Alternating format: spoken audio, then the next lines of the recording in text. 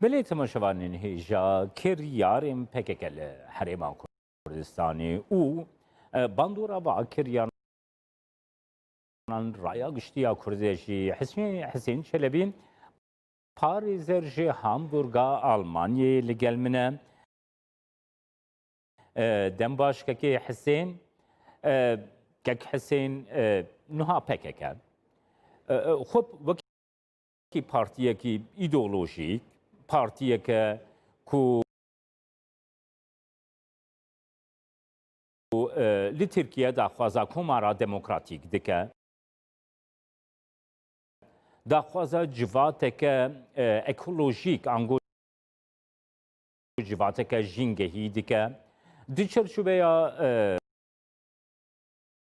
روجلاتا ناوینده دبیجم براتیا گلان پاریزن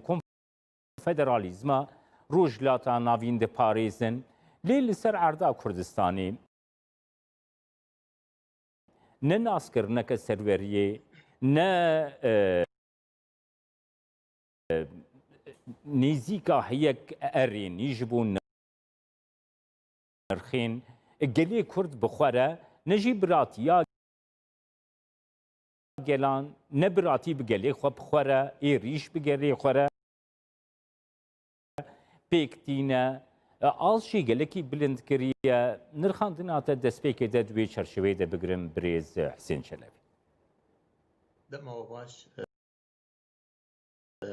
براستی ام از وقت کسی که شوپینر از وی پارتی سال درج از شوپینم ده پرتوکه میجی سر تشتغل لبرا مال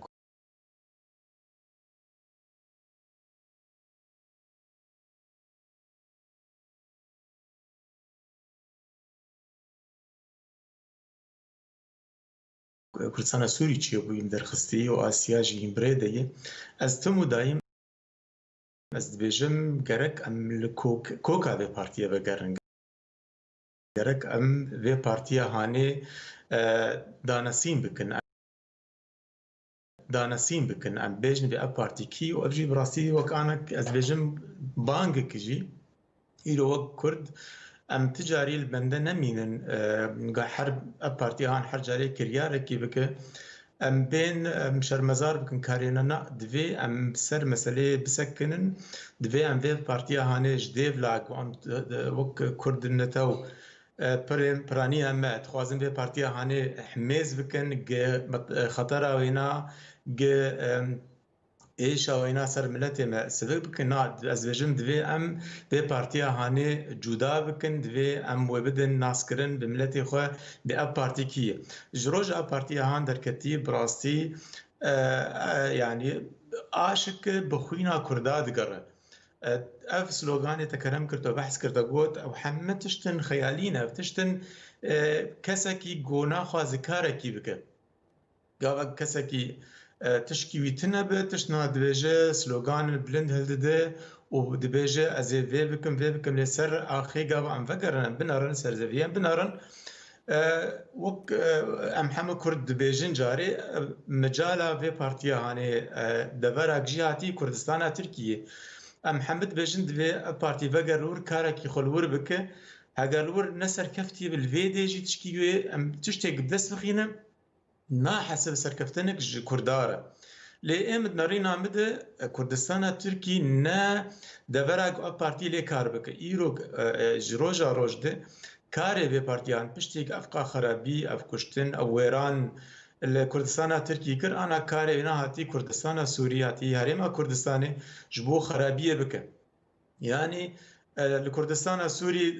قال لك بسني خدان جو تكرم كر ايكولوجي ما بكنو براتيا قال له ومتى ديمقراط نظام شوا لقاوا كت واري عملي وارك براكتيكي مدي خل البر ريشه تركانا قرتن عفرين بدسوا بردا وكرد شو خستن كامباده مدي سري كانيجي هروها سري كانيجي مثلا راو ايروجي تي غارانتي تني جو ابارتي هان برواني كي بر كرد سوري بك جو هك ايش تركي بيش دبر كي دبه سر كردا تشي ببه براستي الكردستان يعني تشتي بانا مدك شي نظام داوي ابارتي هان ايرو بلك يرش یکی نو دنویسینه ده کریاری خود ده پرتوکا آحری رش دیروکا هنا همه هاتی پین ویساندن مخابن ایرو حشد الشیعی حشد الشعبی جالی کرکوکی لپیشمرگات خیلی کردات خیلی رو پیشمرگه بسنگا خب همبری حشد الشعبی که حسین هر دوی درباره ده از دخوازی مشتبه پرسن بود تا بحثا حشد الشعبی کرنها پکه ده دانستاندنین خدا مثلا لترکیه پیوندیه وی خورد لگل چپگیرین مارجینال این ترکیه نه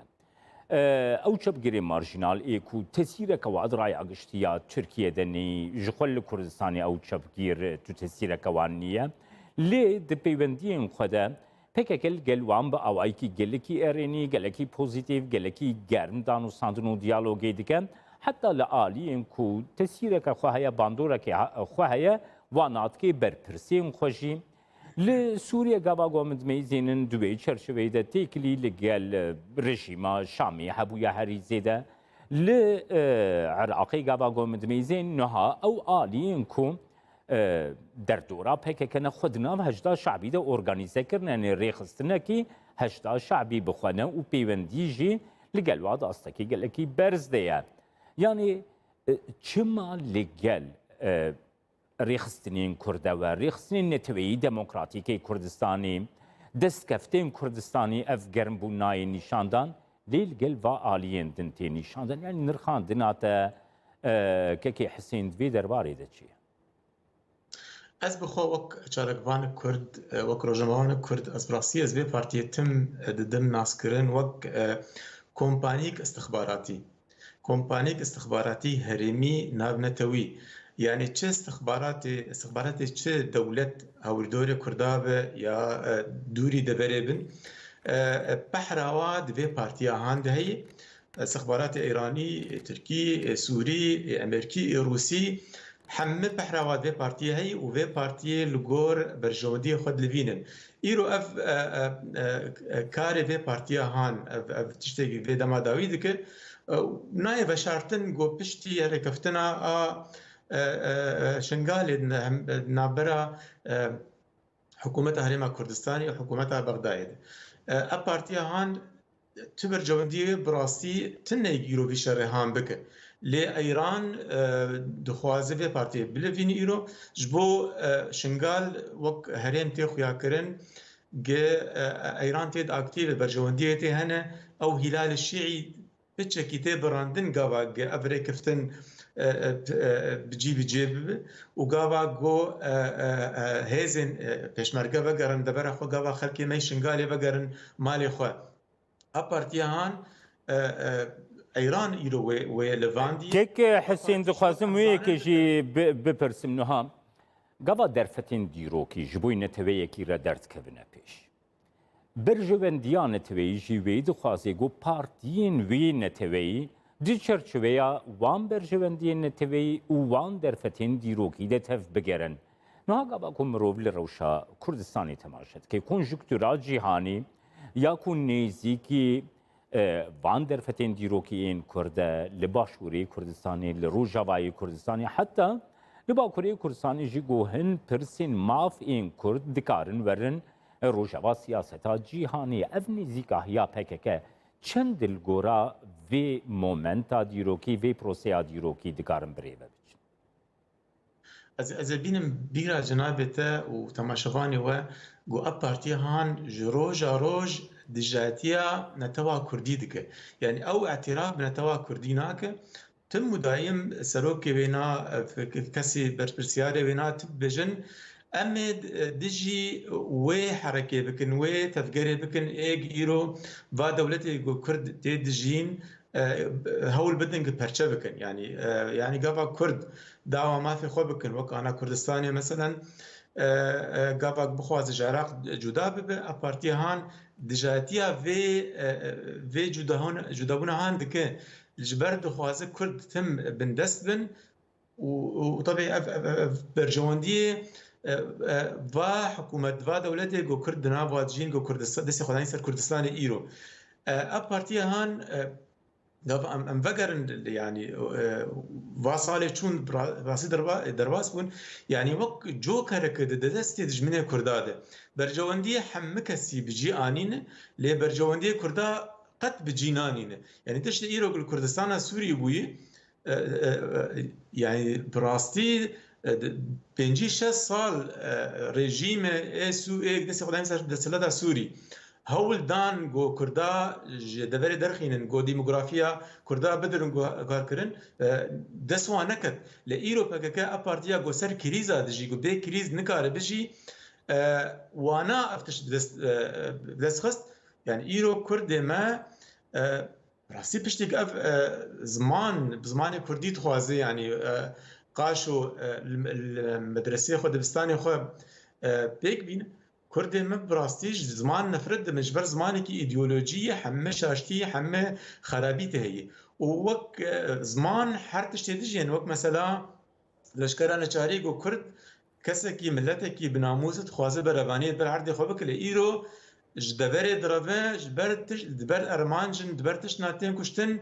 قوت برجوندي كرديتي ابدا تنيه لا عراقي الكردستان ايرو دخوازه افد كردستان اج ايرو بسر خبوني براسي شوي دخوازه ويجي بك وك دبرك ناكوكي وك او دبرك ايرو ناكوك دناف هريما كردستاني حكومه عراقي جو جرك دستور عراق و چارسر بك كاجي دخوازه دس خدينه اب دبر كردستان دس خدين سر ودبر شي واجب كن دبر ناكوك بله سپاس بوتا حسین چلبی پاریزر هامبورگ آلمانیا کوتل گلمن بود. وزارت تندرستی هریما کردستانی را آگاهاند به 14 مجمرین بورید 1195 کس ویروس کرونا کتن 23 کسان جبر ویروسی جان خوش دستانه 552 کشیش نخوشی رزگار بونه. حتی نهال هریما کردستانی 81608 کس کرونا کتن 51205 توش بوی 4 سربونه 2583 توش بوی جان خوش دستان.